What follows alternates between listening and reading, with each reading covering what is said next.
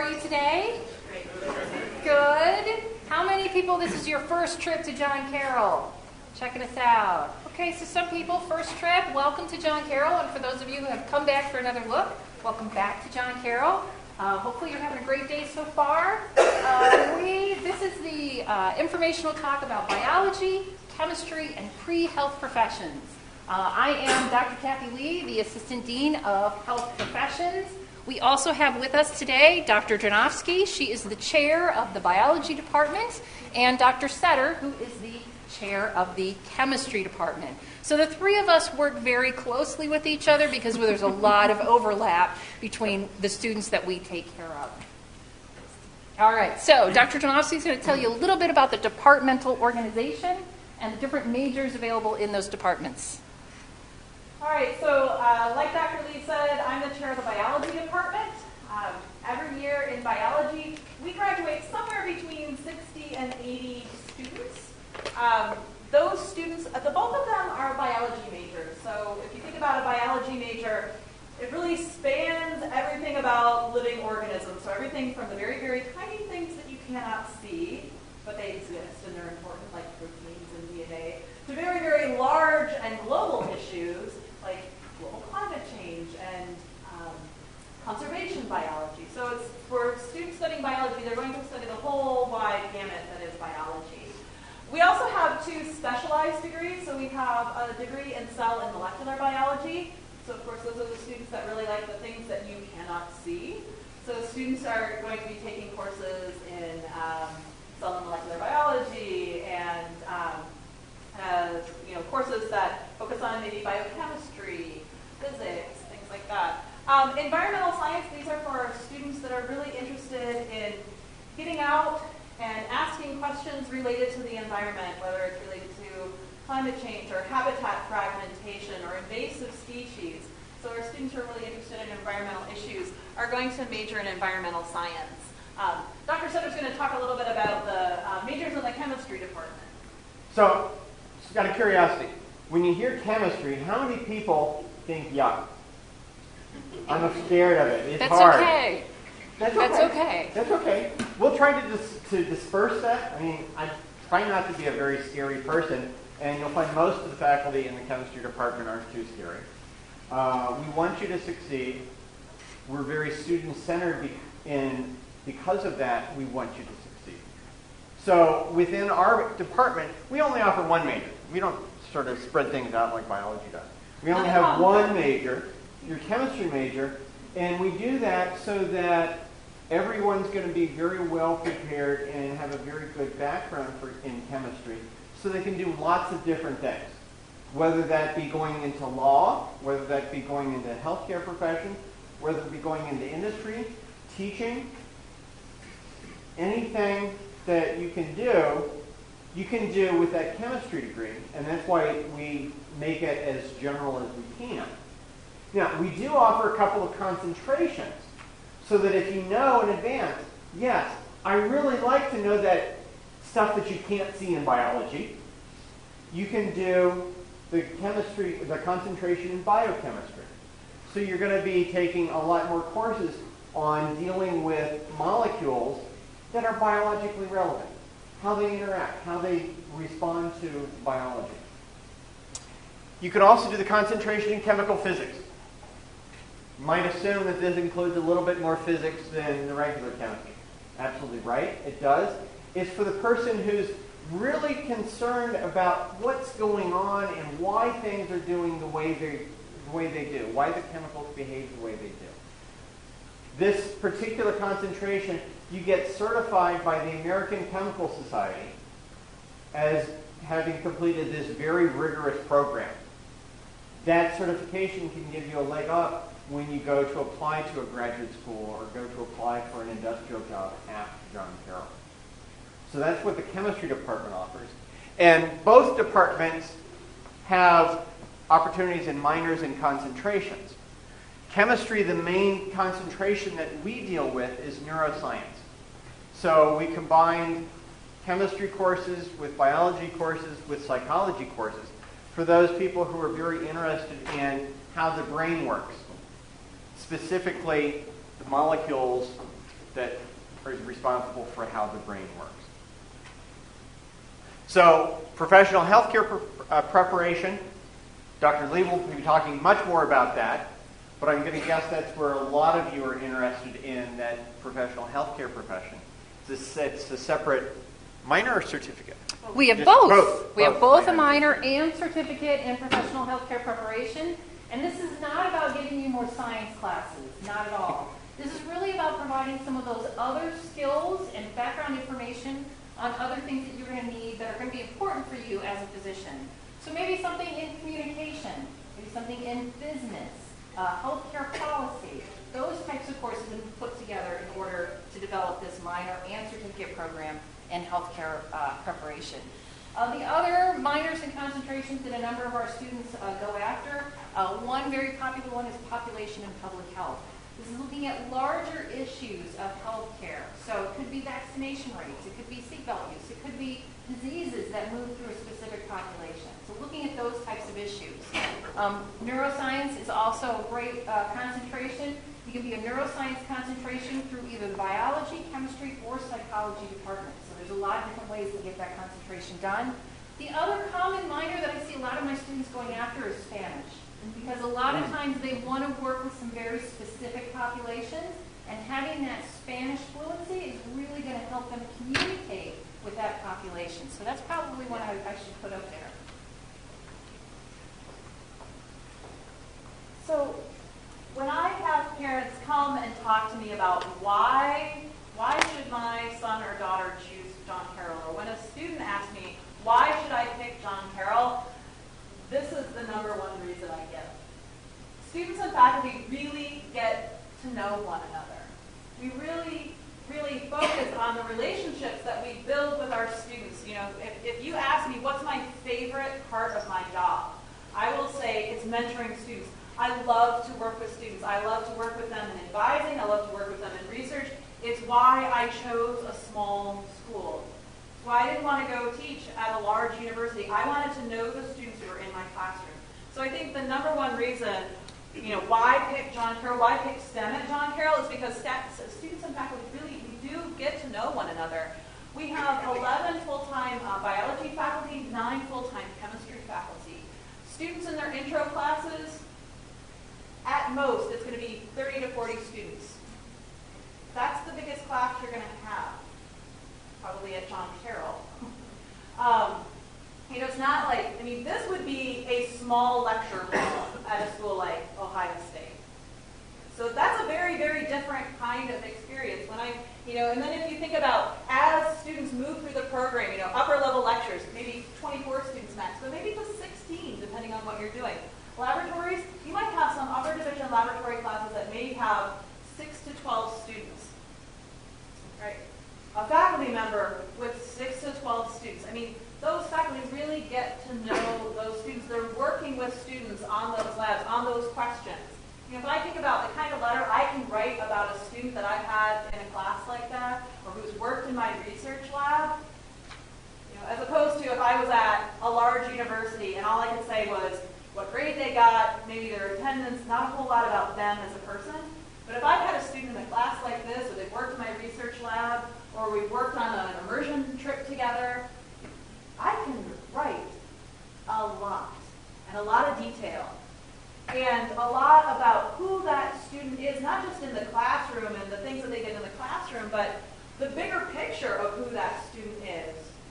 You know, what else they're interested in, because I know those things, because, you know, as we're waiting for, I don't know, like the gel to run or something, we're chatting about what service opportunities are you doing this year. I really get to know the students. I love that about John Carroll. The other piece is that there are so many opportunities for collaborative research experiences between students and faculty on campus. We also have additional opportunities through relationships that we've built over the years with different companies and hospitals like the clinic, the Cleveland Clinic, where students can do research there. But all of the faculty have students who work in their research labs. So, you know, when I think about, so right now I think I have something like 6 now, undergraduates working in my research lab. Every week we get together for lab meeting, we read a research paper, we talk about it. We also talk about, okay, what did you do for research this week?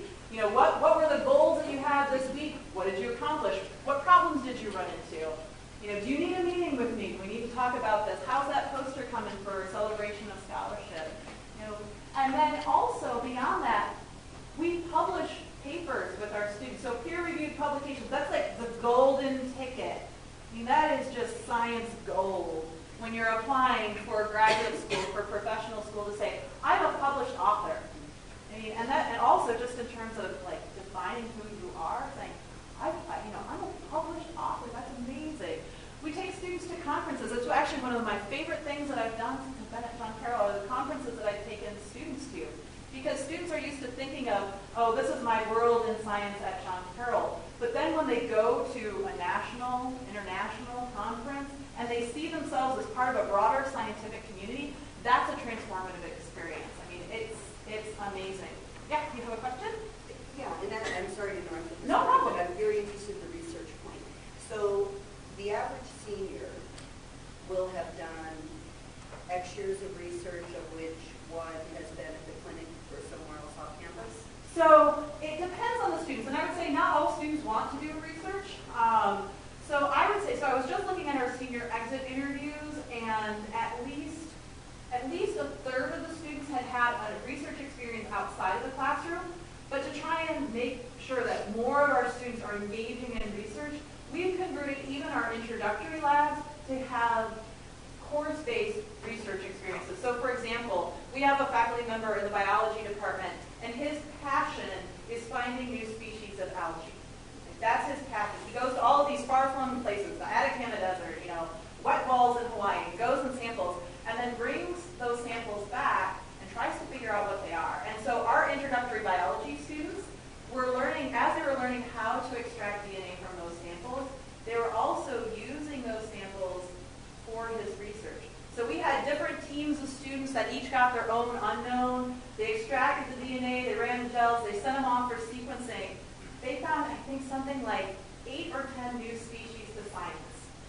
Those students who are in those teams, their names are in those databases saying, yep, this is a new species to science. I mean, that's their first semester at John Carroll. So there are different ways, different avenues that students get research experience.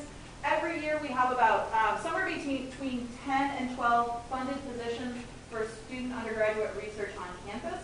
Every year we send about 10 to 14 students to the Cleveland Clinic. And then we also have students who do research at Metro Health Hospital, University Hospital. We also, because of the experiences that we're providing for students in the classroom, we have been extraordinarily successful getting students National Science Foundation research experience for undergraduates. So this is, students get their travel paid. So for example, I was just talking to Sam Zverlik, she's an environmental science major. She just got accepted to a program. She's going to be one of, I think, 10 students nationally who's going to be living in the Rocky Mountains all summer. Awesome. And working with cutting-edge researchers. The person who is the editor-in-chief of the journal, I think, like Conservation Biology. Right? Amazing. She's going to be working with that person. So we've been really successful having students get funded for those positions. So there are a lot of different avenues for students to get that research experience. Does that answer your question? It does, thank you. And if I can ask a follow-up question. So if the students are at, let's say, the clinic or Metro, is it always research or are there other kinds of experiences? There are also clinical experiences. So there are different types of experiences. The 10 to 14 students that we send to the Cleveland Clinic every year as part of that program, that's specifically for a research position. But then we have other students who go to the clinic to do more clinical type research. Thank you. Yeah. Within chemistry, in addition to the areas that Dr. Drenovsky was talking about, we also have students that will go out to companies and do research experiences such as Sherwin-Williams, Lubrizol Corporation, or smaller companies that you may not have heard of, okay, that will actually be one of maybe a handful of students or a handful of people in that entire research lab. And they're an equal part of that. So I think in chemistry we have about 2/3 of our students have at least one of these outside experiences before they graduate. And then in addition, as the Director of Free Health, sometimes I get people who email me and say, I really need a good student to do this research project for X amount of time. Do you know of anybody? And so again, a lot of times these are John Carroll graduates who know the strength of our science program and say, you know what, this person will be able to give me a student who can do this experience and get something out of it for everybody. So, I mean, I've had students go into other types of industry in the area, like biopharmaceuticals and things like that for research experiences as well. And then we've done some grant work and things like that that have gotten some additional experiences. So yeah, if research is really an important thing for that student to do, those opportunities are definitely there. Yeah.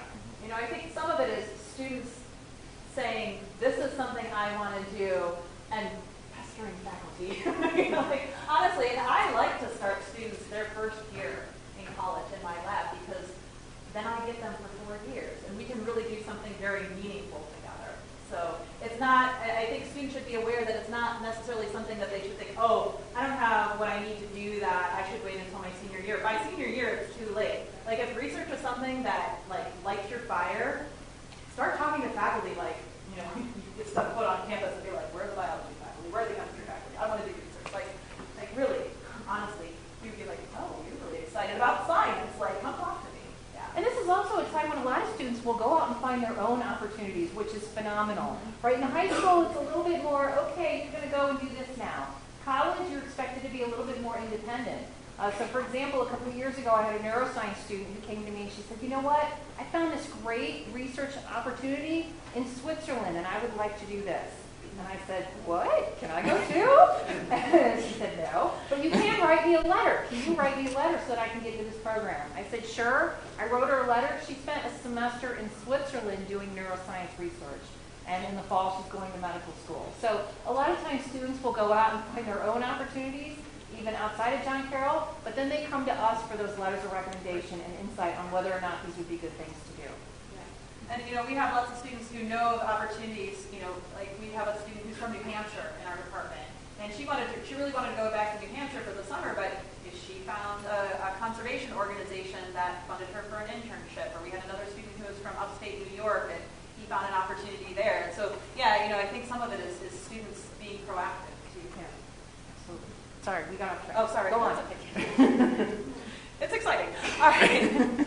So I think one of the other pieces is that we offer the courses you need to succeed.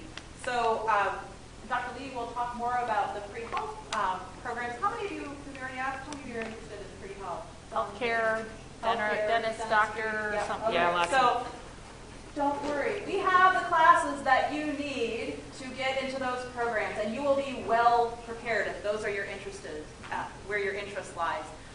We also have a lot of laboratory courses that give you the hands-on skills that you need to do what's next, whether that's research or graduate school or professional school. Certainly I'll let Dr. Sutter talk a little bit about some of the chemistry labs that they have. Yeah,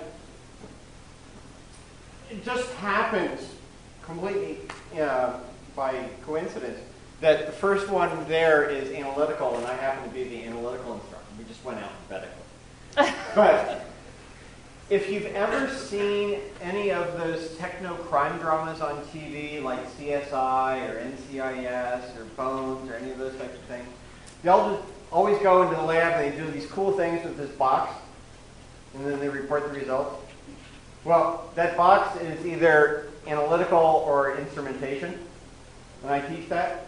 We've got about $2 million worth of equipment that students get to go play with those same boxes that you would see on TV. We don't go out and solve crimes, but we use the same equipment that they would. Okay? So, physical chemistry. It's a lab where you investigate why chemicals behave the way they do. Who cares? Well, those same chemicals are the chemicals that are in your body. So why chemicals behave the way they do might explain why you behave the way you do, or why you don't, and it's called disease. Biotechnology, geographical information systems. Those are different techniques, primarily through the biology department, labs through the biology department, that deal with the stuff that you would need to do medical research, to do healthcare, as well as the geographical information systems, you're looking at where are diseases more common. Why might they be common in these particular areas? That's a course that deals with that. So you get this experience that we have to offer that the students will actually get to do once you come to John Carroll. We also offer mission-inspired courses. Biology department offers poverty and disease, epidemiology. Epidemiologists are the people that would be using that geographical information system to look at trends in health. Oh, here's a cancer hotspot. What might be causing that? Here's how flu is going to break out from this one location throughout the rest of the country this year. That's what the epidemiologist would do. All right? Enrichment opportunities. I mentioned we have $2 million worth of instrumentation. You actually get to use that. This is the same type of instrumentation that you would find at an Ohio State, where you could see through a glass window. The difference is here, we only have one of them instead of the 15 that Ohio State would have, but you get to use them. So there's a big difference in that.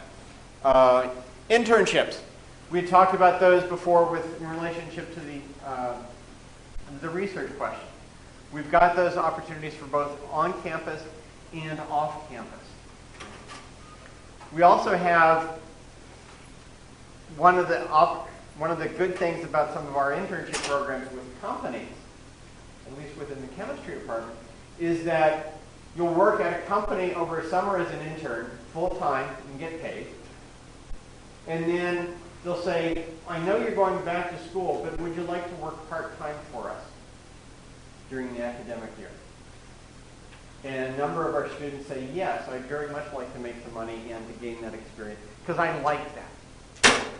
The benefit of doing these internships and the research isn't necessarily that I'm going to get the paper published, which is very important, but it's also, do I really like to do this? Do I want to spend my career in industrial research? Do I want to spend my career being a physician? Do I want to spend my career as an academic researcher? So that's an opportunity to do that with internships. In chemistry, we also offer teaching assistants. So you can practice being a teacher. Not that you're leading the lab course, but you're there to assist the faculty member who's in charge. So you're going to go around, talk to the students who are having difficulty, and you can say, yeah, I had that same problem last year. Or this is how I solved that 2 years ago.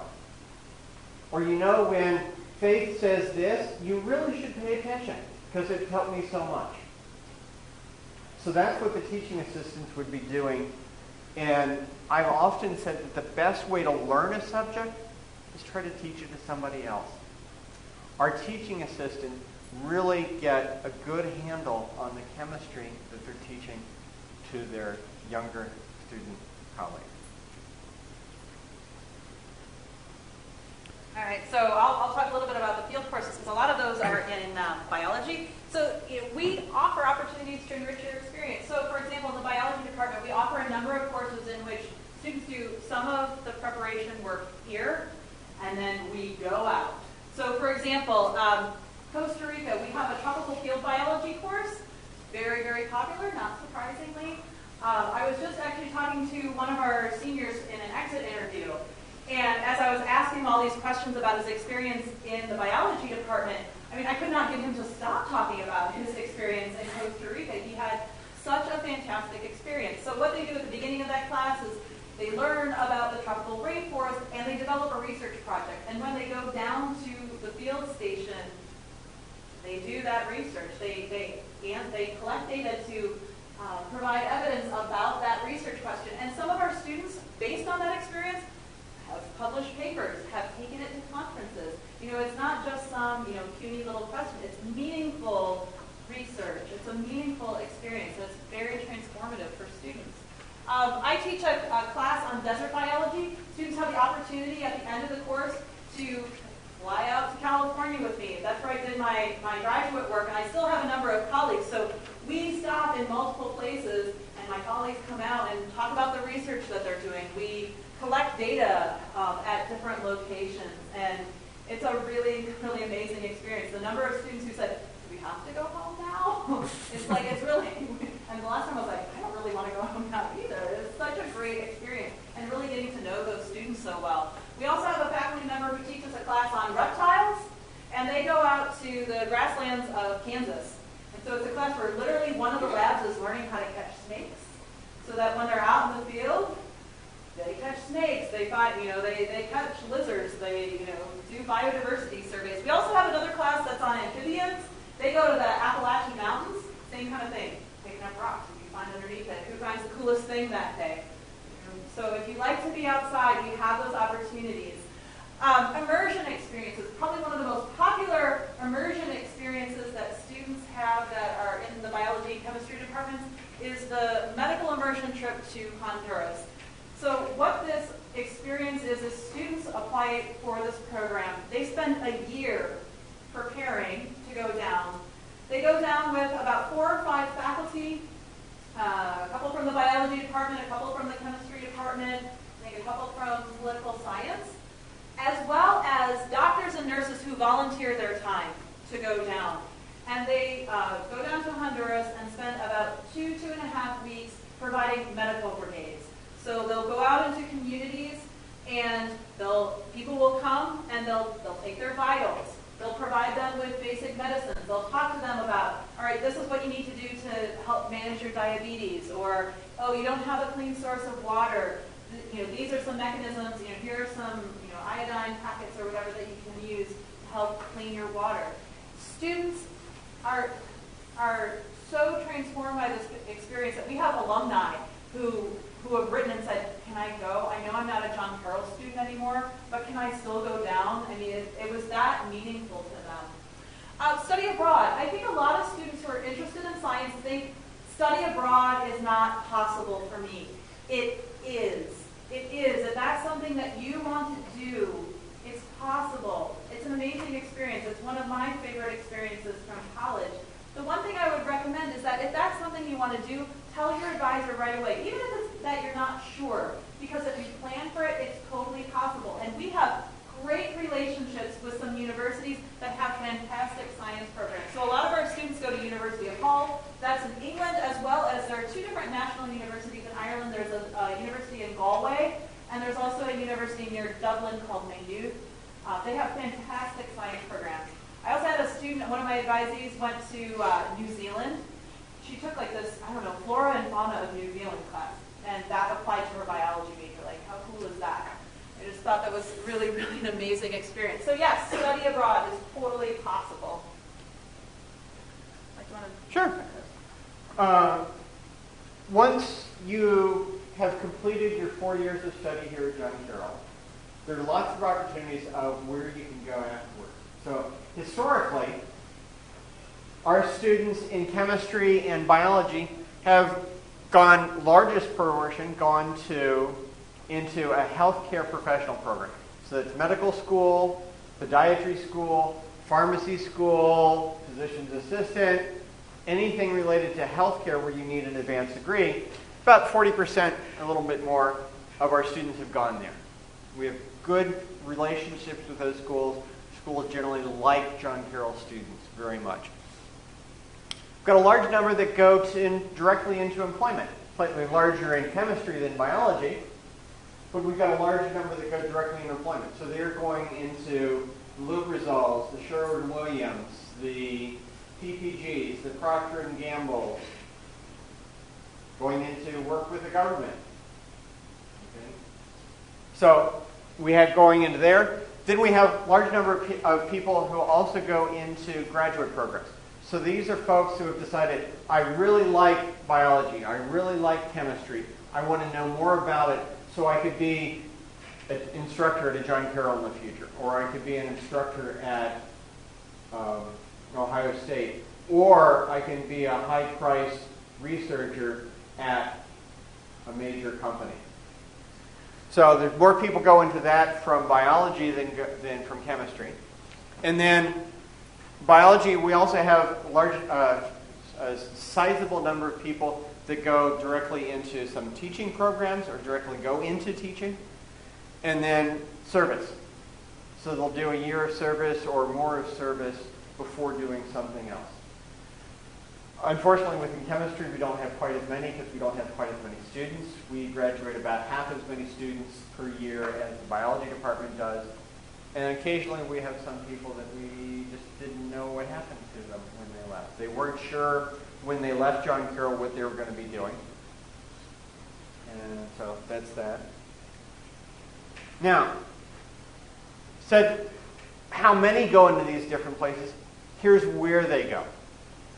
So in graduate schools, you look at all the black dots across the country, all over the place, okay? Even a couple in California. And believe it or not, I came here from California, as did Dr. Drenovsky. So you can go the other way. So if for some reason you don't think the climate in Ohio is perfect and you want to go somewhere where it's not as great, you can go to California. You do have people who have done that. And then there's a lot of places for medical and dental school. And I'll let Dr. Lee talk about those. Thank you. So yes, we have students that go all over the place for medical school, dental school, physician assistant programs, all sorts of other programs as well. That map is not complete. That list is not complete for either our graduate schools or our medical and dental schools. So please don't think those are the only places we send our students, because they go a lot of other places as well. So we have 7 medical schools in Ohio, which is a lot, and we have students at every single medical school in Ohio. In addition, our students go to all sorts of other places for medical school and dental school. As Dr. Setter illustrated, sometimes students want to leave Ohio for some reason, or they want to go back to their home state, be it Pennsylvania or New York or Michigan or what have you, and they want to take advantage of in-state tuition rates. Totally understandable. So, in addition to all 7 Ohio schools, medical schools, we've got medical students in all of these other schools, or dental school, or physician assistant, what have you. So they do really well when they go on to their next step. Landings for employment, Dr. Setter talked a little bit about how frequently our students go on and get jobs right out of undergrad. This is a common question I get. Okay, if my son or daughter decides that medical school isn't the right place for her, what kind of job can they get coming out of an undergraduate degree with biology or chemistry? What can they possibly do with that? Well, they can do a lot of things. You can see all of these different companies that our students have gone on and worked at right out of undergrad. And again, I could probably add another 3 slides for the different places that our students go. Places like the Cleveland Clinic, university hospitals, they do research, they get writing jobs sometimes, they get research jobs, sometimes sales positions. It's a whole variety of places that they end up. So again, sometimes students are sort of not sure the opportunities that are available to them. They think, oh, I either have to go to medical school or nursing school and that's it. Well, they go to a lot of different programs. So we have students that end up being medical doctors, doctors of osteopathic medicine, podiatric medicine, optometry, vet, and dentistry. And in addition, all of these allied healthcare programs, like physician assistant, which has become increasingly popular. 8 years ago, some of the students I talked to in high school didn't even know what a physician assistant does or what that position really means. And now I'm seeing students, high school seniors, saying, I know I want to be a PA. So I've seen a really nice sort of change in that. So I have a lot of students going into PA, a lot of students going into physical therapy as well, occupational therapy, becoming nurses, pharmacists, certified anesthetists, so CAA is about.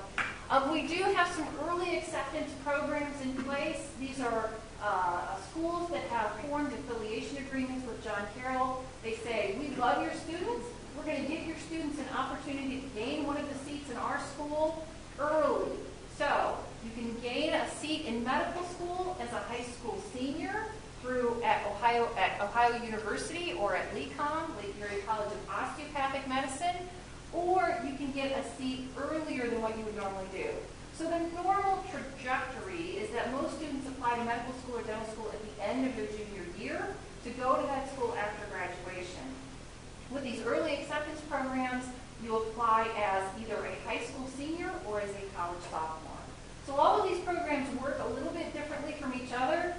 want more information about any of these early acceptance programs, I'll be out at the table during the academic fair starting at 2 o'clock. For students who decide that they want to go into nursing, we have affiliations with 2 nursing colleges in the area, both Ursuline and Case Western Reserve University, where students can transition into a nursing program from John Carroll. They're structured a little bit differently. The one with Ursuline is that we have seats reserved in their accelerated nursing program. So the student would complete a 4-year degree here at John Carroll and then spend 15 to 18 months working on a nursing degree at Ursuline. Our affiliation with Case Western Reserve University is a 3+2 program. So they spend 3 years here at John Carroll working on a biology degree. Their technical 4th year, their senior year at John Carroll, is really spent at Case Western Reserve University doing nursing classes. Some of those nursing classes then transfer back to John Carroll to complete their biology degree, and then they spend 1 more year at Case and end up with a Master's of Science in Nursing. So they get 2 degrees in that 5-year period. All right. I think it's really important to point out that we want our students, and we prepare our students for that next step. Whether it's medical school, dental school, what have you, we want our students to be ready to go on to that next step. And so hopefully that's kind of what came through when Dr. Sutter and Dr. Drenovsky were talking, is that there's a lot of opportunities and resources here to get you ready for that next step. In our office, I am the Assistant Dean of Pre-Health Professions, so I work with students all the time. We also have a physician that works in our office part-time, Dr. Drenovsky. He is a John Carroll graduate. He went to Ohio State, or the Ohio State University for medical school. He became a gynecological oncologist. So he treated patients with ovarian cancer, cervical cancer, things like that. He's at the point in his life, though, where he's done with his medical career, and he focuses his time and energy on the students here at John Carroll. He believes that John Carroll gave him his career, and he's giving back now. So he works with students. He spends a lot of time with students, giving them advice and insight about what it's like to work in medicine today. What's it going to be like to work in medicine tomorrow? What is a typical day look like for somebody who is a physician? How much patient time do they actually get, as opposed to working on their computer, doing paperwork, and being in meetings, and things like that? So he's just phenomenal. He loves talking to students. He will talk to you all day long if you want to. With lots of energy. Lots of energy. Lots and lots of energy. Also through our office, I provide students with a lot of information through seminars and also one-on-one advising. So sometimes group information, sometimes much more individualized information. It sort of depends on what the student needs. So as far as seminars go, I bring in admissions deans from medical schools, dental schools, things like that. They talk about what they're looking for in their student application. It's kind of important to know what you need to do in order to match what those schools are looking for.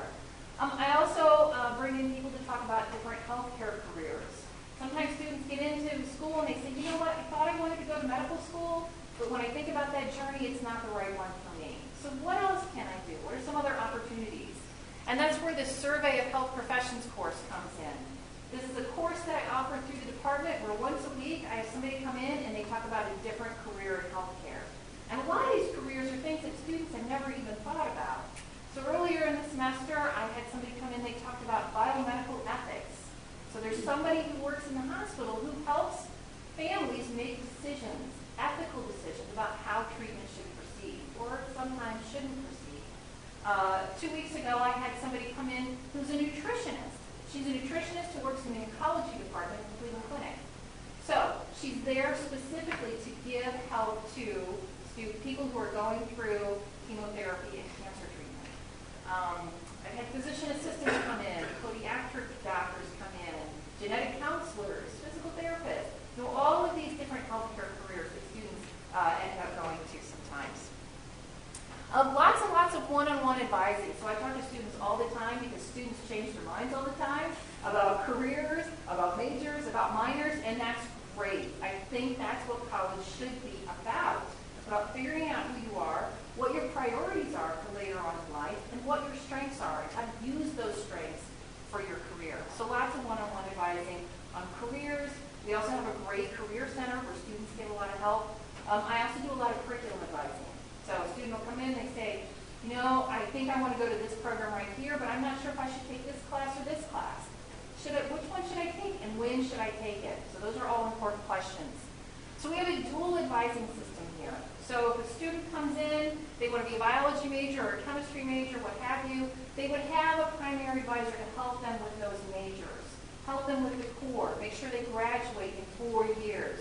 We have a fantastic 4-year graduation rate. We want to protect that. And so that's what that primary advisor is there for. Once you get here, you would register with my office, and then you would also be in the pre-health professions program. So you could be a chemistry major in the pre-health professions program, and then I'm also your advisor. My job is much more focused on what's coming next up, making sure you're taking the right courses, doing the right experiences, building that list of credentials that you'll need to be a strong applicant. The other course that we offer specifically through the pre-health department is a course on healthcare preparation.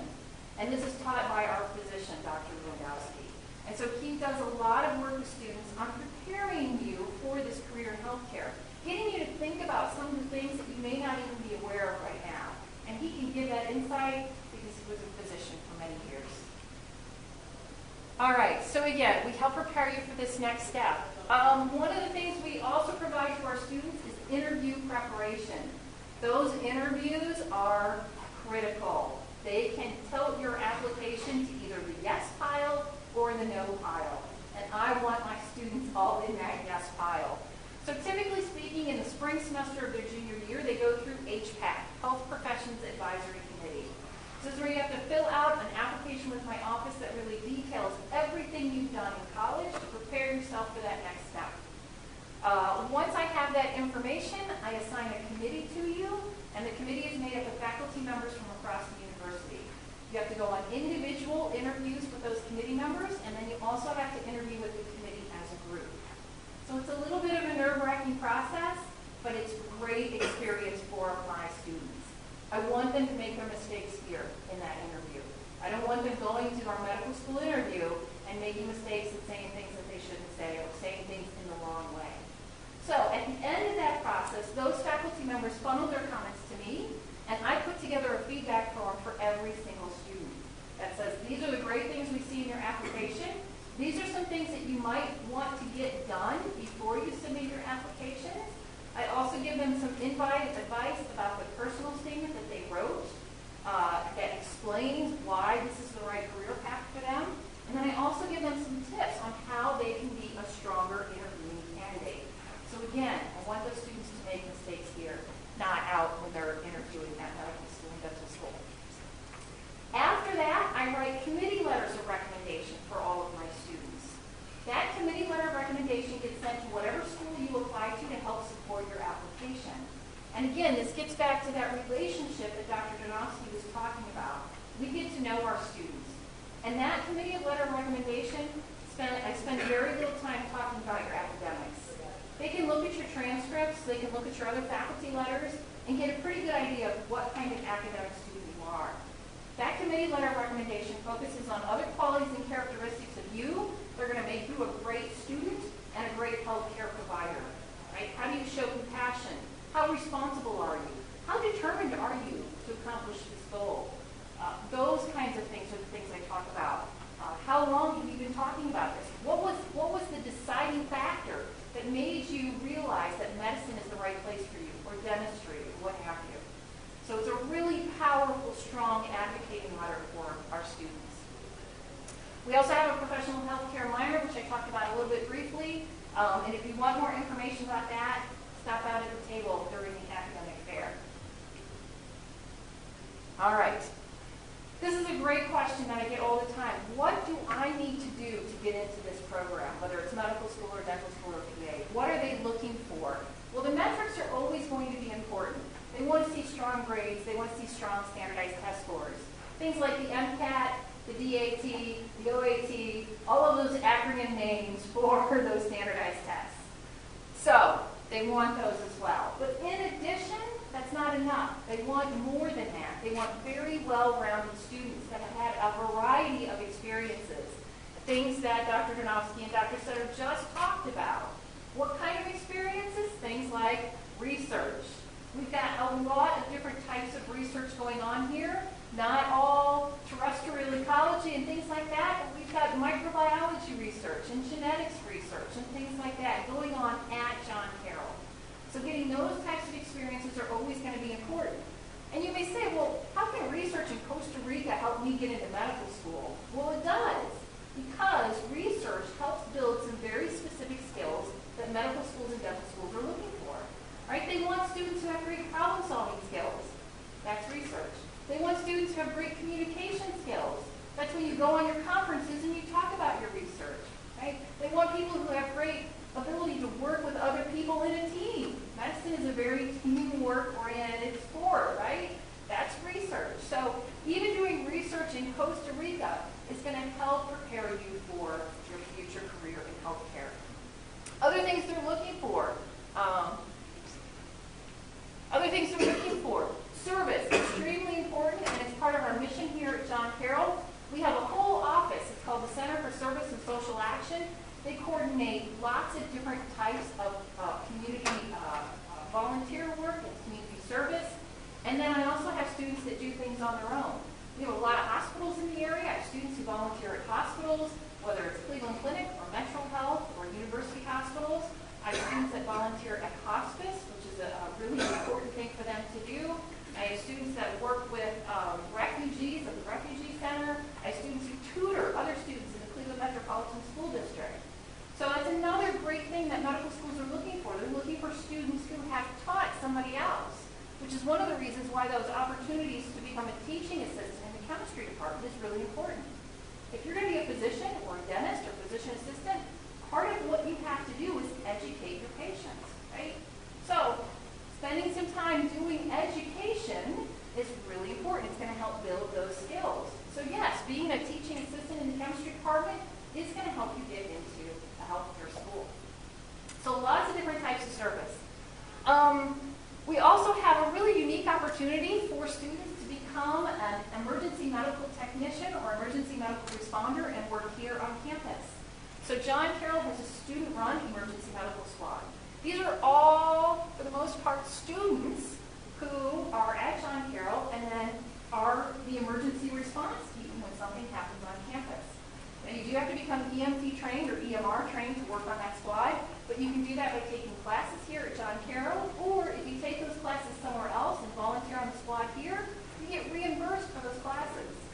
So you can get some great medical experience right here on campus. So hospital work, research, shadowing. That's the other huge important one. Most medical schools, dental schools, PA programs, what have you, they won't even look at you anymore unless you've spent some time shadowing somebody or people in those professions. It's not enough to say, well, you know, I hurt my knee as a high school student, so I spent a lot of time in the orthopedist office. I mean, you need to go and spend time and see how that orthopedist works from the other side, right? Spend a couple of days with that person, and then you get a much better idea of what their lives are like. So shadowing is extremely important. I have a list of contacts in my office. If you need help getting shadowing experiences, you can shadow all sorts of different people. So they're looking for students with some cultural competency and some ability to work with diverse groups. That's one of the reasons why the service part is so important. Right? They want to see, first of all, that you do really care about other people and that you want to help other people live better lives. So that's part of that service work. The other part is, can you work with people who are very different from you, who have made different decisions from you, may come from different cultures or religions or backgrounds or lifestyles? Can you work with that diverse array of people effectively and communicate with them effectively? So that's another big piece of what they're looking for. And also within JCU EMS and other clubs and organizations on campus, they want to see that you've been working on your leadership skills. As a doctor, a dentist, a physician assistant, what have you, you're expected to be a leader in your workplace within the community. So lots of things have to go into that application. All right. It's a great quote from a student that I had who's now in medical school, and I asked her to just say something about how John Carroll is prepared you. That's all I gave her, and this is what she gave back to me. She said that she really felt that John Carroll prepared her in every way for medical school. She was ready to start. And again, she mentions these relationships that she built that not only were important when she was an undergrad, but continue to be important to her as a medical student. I still hear from her. She still asks for my advice on things. So it's been a really great journey